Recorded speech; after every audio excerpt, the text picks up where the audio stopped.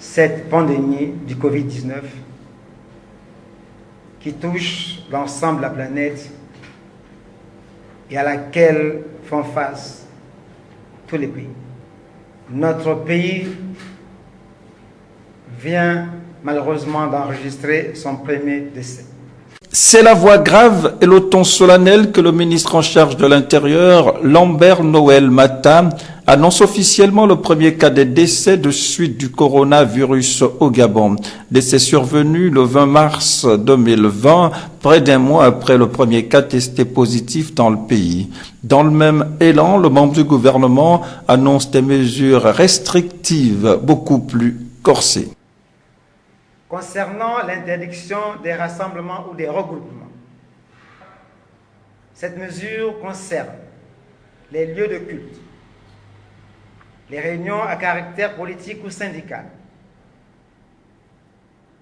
Sur cette question, nous en appelons à la responsabilité des leaders d'opinion que sont les prêtres, les imams, les pasteurs, les responsables des partis politiques.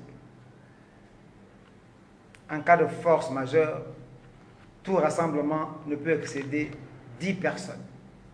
Fermeture de marchés.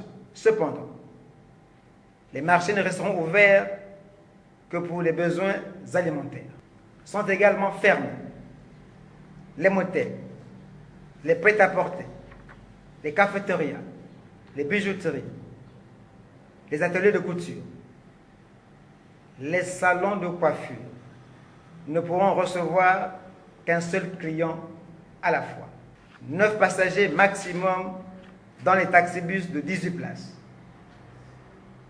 3 passagers maximum dans les taxis et clandos, y compris le chauffeur.